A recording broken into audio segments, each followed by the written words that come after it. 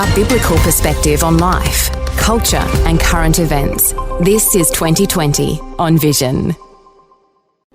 On a Monday, we like to check in with the Australian Christian Lobby. Michelle Pearse is the CEO of the ACL. Michelle, a special welcome back to 2020. Thanks for having me again, Neil. Lots of things happening, Michelle. We'll see if we can cover as much ground as we can. Let's start with those by-election results in Victoria. What stands out to you? Oh, it's very interesting to see the results there. The Werribee result hasn't been announced yet, but it is going down to the wire. Now, this is a seat where Labor held the margin by over 10%, and now it's looking like a razor-thin 0.6% margin. So the Liberals, though, can't claim that complete swing has gone to them, though, because what they're saying is that what commentary is saying is that it's the preferences from minor parties that have actually led to this result. So those minor parties is kind of concerning because they're groups like the Victorian Socialists and Legalise Cannabis, but also Family First have influenced those as well. So a real mixed bag in Werribee. But interesting in the other by-election there in Paran, that was a Green seat, but that has gone to the Liberals, and that result could also go down to, firstly, preferencing against the Greens, but all the other sort of minor parties where the preferencing's going to. So very interesting results, and considering we've got a federal election we've got coming up, I think the Labor Party should be, and the Greens, quite concerned about their reputation in Victoria at the moment. Well, the opposition leader in Victoria, Brad Batten, he says Victorians are moving away from Labor. And I wonder if you've got any thoughts here. Does this indicate a moving away from Labor? And do you think that's going to affect the federal election in any significant way? Certainly. And of course, the Labor Party their excuse is it's because of cost of living and the pressures that people are facing, and no doubt that that's an issue.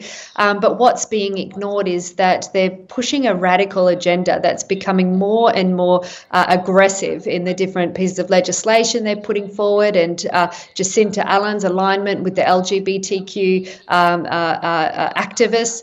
And so I think the general Victorian, when they see this, they want a government that's committed to the economy and improving cost of living, and not to these radical agendas. And people are seeing that these radical agendas is actually costing the government money as well. And so I think that Labor needs to, see the way that ordinary Australians are thinking on these issues and move more to the centre.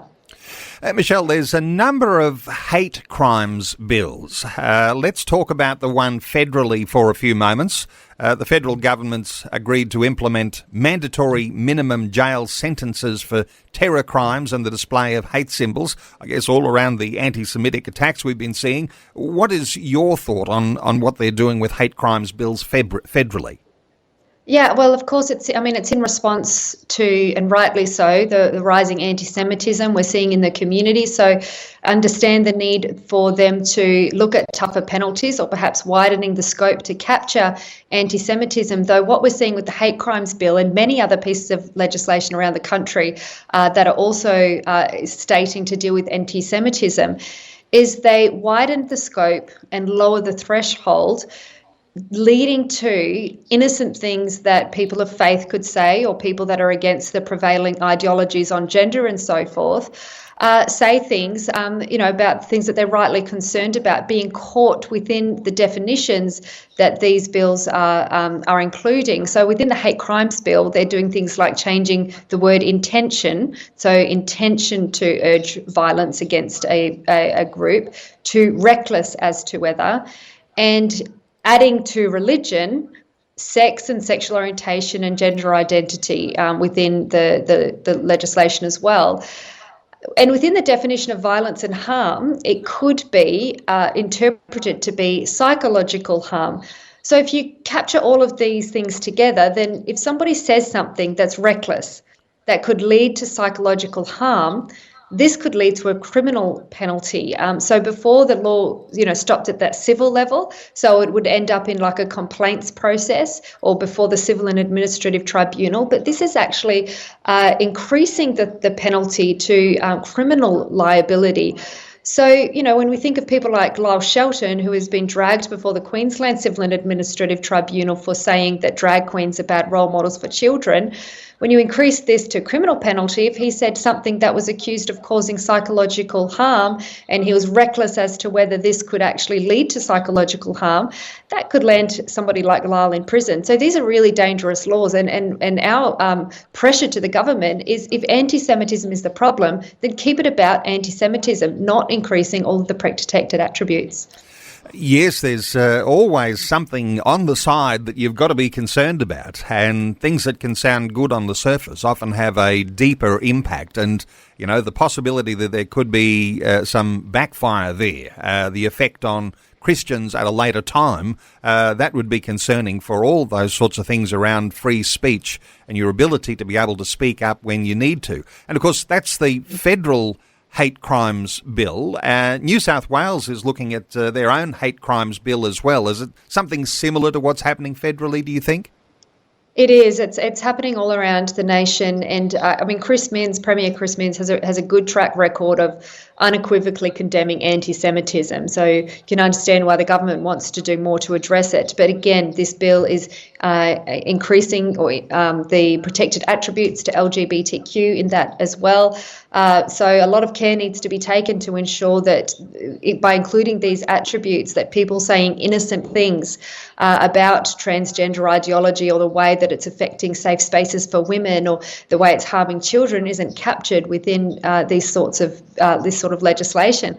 We had a case where Jasmine Sussex, who you may remember, she simply said online that men can't breastfeed, and this was captured and a complaint was made against her, and she was caught up within the Civil and Administrative Tribunal process. And Archbishop Porteous in Tasmania, under their Anti-Discrimination Act a number of years ago, was criticised of hate speech for simply stating the Catholic view of marriage in Catholic schools. And so it's not extremism, to think that these sorts of things would be captured within these definitions, because we're already seeing it happening around Australia. Let's talk about what's happening in Victoria. It's not called a hate crimes bill there, but Victoria has tightened some of the provisions in their vilification laws. What's going on in Victoria? Is that something similar, or does it have the same sorts of impacts that we might be concerned about with these others? Yeah, I'd say this one's far worse than the others.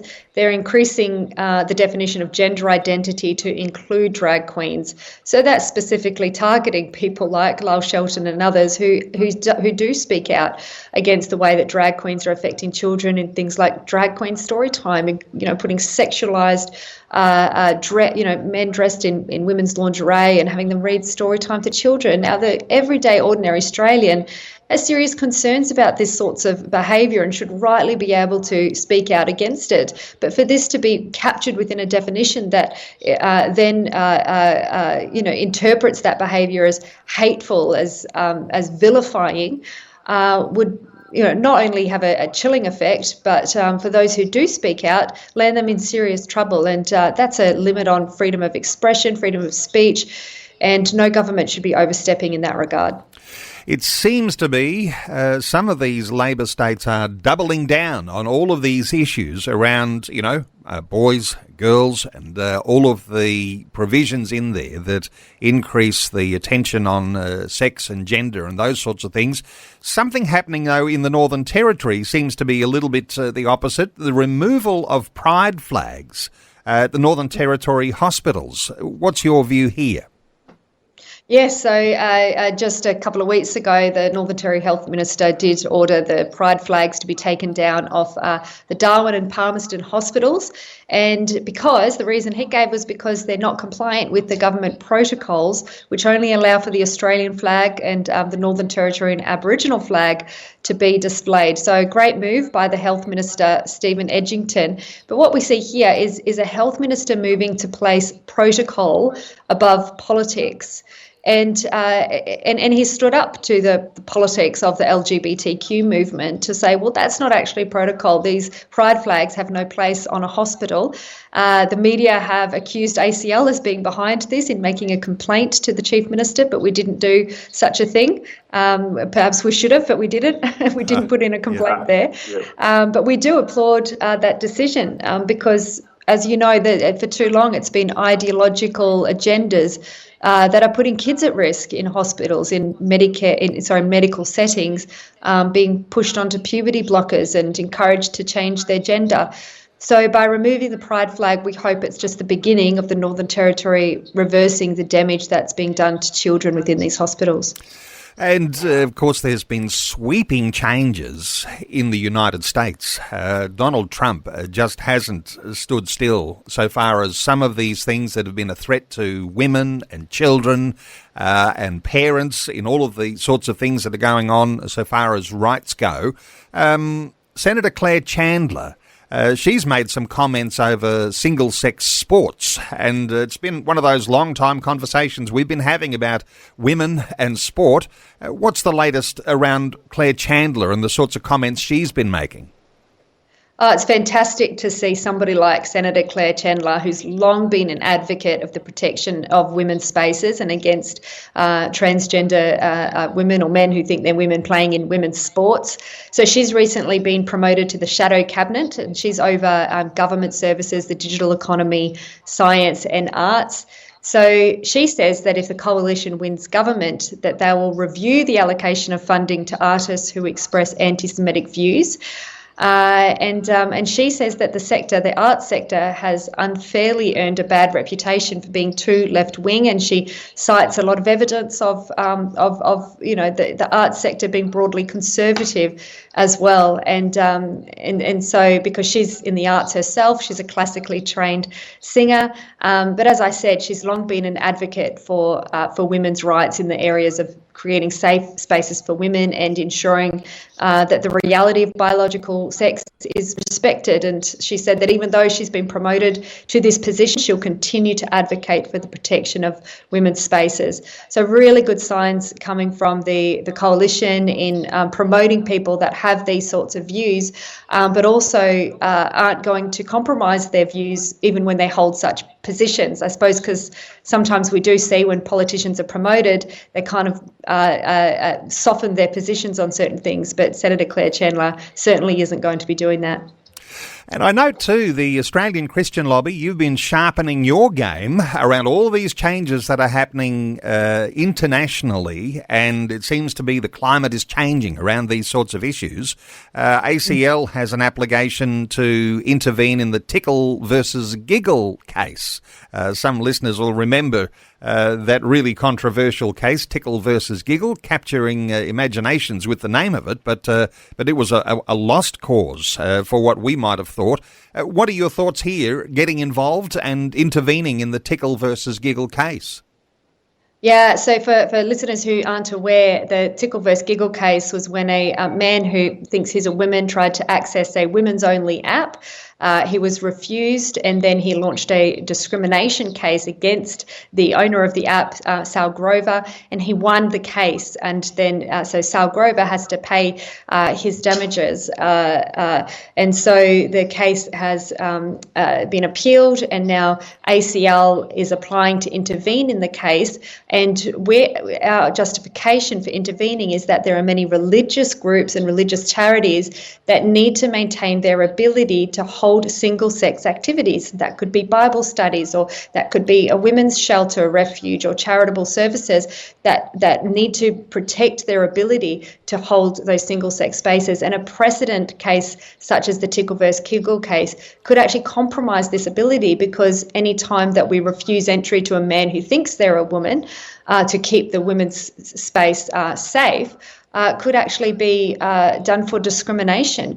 So it's really important that we intervene. Hopefully, we're praying that it's a successful application, and that we're able to then put our views in this case to strengthen Giggle's argument. So Sal Grover has appealed the decision, and ACL is in there looking to intervene in that case. And just significantly how important this is, Michelle, because the rights of women, children, of parents, the broader freedom of speech issues, religious freedom rights, these sorts of things, they're all at risk if this appeal doesn't succeed.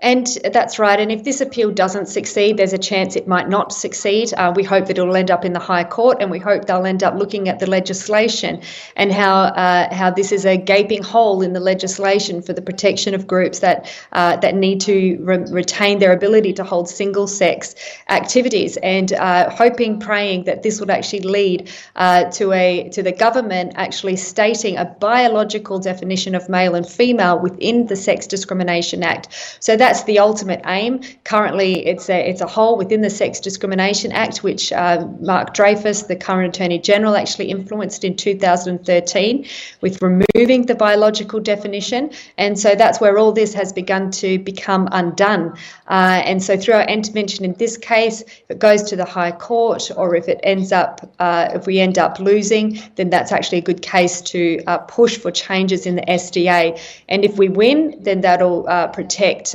religious groups or groups more broadly who want to retain their ability to, and it goes to freedom of association, associate with who they want to, and decline those entry into spaces that they want to remain women only.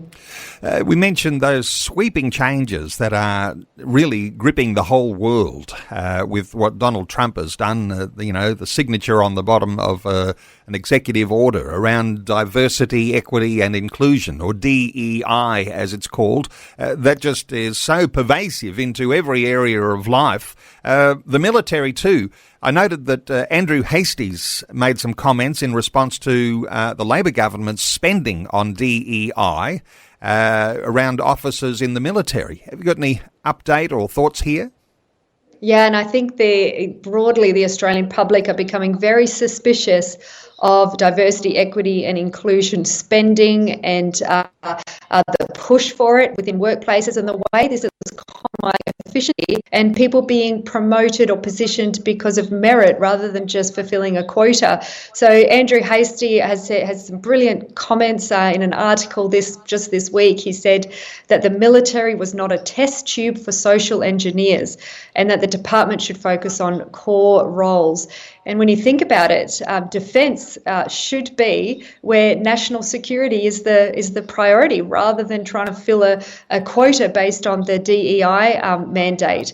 And frankly, I think as a woman, if I was promoted to fulfil a diversity quota and not according to merit, then that's quite offensive. And as such, in the defence sector, where national security is the concern, we want the best of the best. We want people that are going to be the best suited for those high security roles. And not people there just to fulfill a diversity quota, and that's what's happening.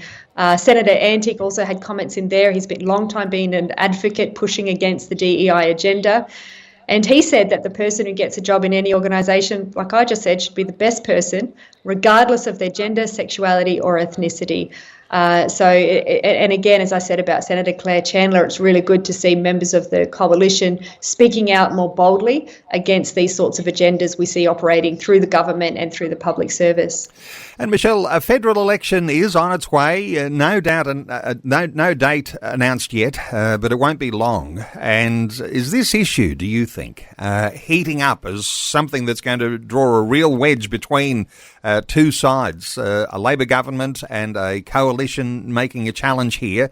Is Peter Dutton, do you think, taking the bull by the horns here? I know he made a speech just recently to the Menzies Research Centre and taking aim at public service, criticising Labor for hiring lots of public sector workers targeting positions like culture and diversity and inclusion advisors. Is this, do you think, going to be one of those things going to differentiate two sides, going to be a major issue, a major factor in the upcoming federal election? Certainly. I mean, all of the evidence is suggesting that cost of living is a primary concern to Australians everywhere. They're feeling the pinch. of the way the economy is going and finding it difficult to pay their mortgages. So any unnecessary spending is going to be heavily scrutinised by the Australian public. And when they see taxpayer money being wasted on these ideological agendas like diversity, equality and inclusion, and also Medicare-funded trans surgery, puberty blockers being provided to children, this is going to come under the spotlight because people don't want to see money being wasted on ideology. So Peter Dutton's right to call it out, and I really hope that the coalition is emboldened to keep calling it out. It is a waste of money. Not only is it the waste of money, but it affects efficiency within the public service and within corporate Australia as well, where they're being forced to adhere to these diversity, equity and inclusion policies. Also, the way that children are being indoctrinated in the public school system through ideological agendas, and Peter Dutton called that out a couple of months ago. So certainly we'll be doing as ACL all we can to expose this as well, to pressure the government to not just speak about it because it has political effect, but to work out ways that they're going to undo the damage that's been done in the public service and for the safety and well-being of children across the nation as well. Well, Michelle, we've covered a fair bit of ground. Great getting your insights on so many really important issues of today. Michelle Pearse is the CEO of the Australian Christian Lobby. You can connect with the ACL at their website, and no doubt there'll be some articles on all these sorts of things, bringing some updates on where things are at, so you can be a prayer warrior, so that you can join their standing army for all sorts of things that will be coming up. No doubt there'll be a lot of campaigns for the federal election. Just quickly, Michelle, is there something here for listeners as you're seeking insight into some of these things, ways that you can take action through the ACL website?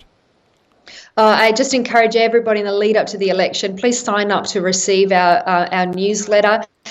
Follow us on social media on AC Lobby. That's not to self-promote our organisation, but this is really because Christians need to know, people all around Australia need to know where the major parties and minor parties stand on all of these issues that are of great concern to many Australians. We can't afford to be ignorant in times like this. We need to know so we can pray, so we can advocate, so we can write to our MP, and so that we can be a good steward of our vote. So please sign up, become a supporter today. acl.org.au, the website of the Australian Christian Lobby, acl.org.au. Michelle Pearse, thanks so much for another great update today on 2020. Thanks, Neil. Thanks for taking time to listen to this audio on demand from Vision Christian Media. To find out more about us, go to vision.org.au.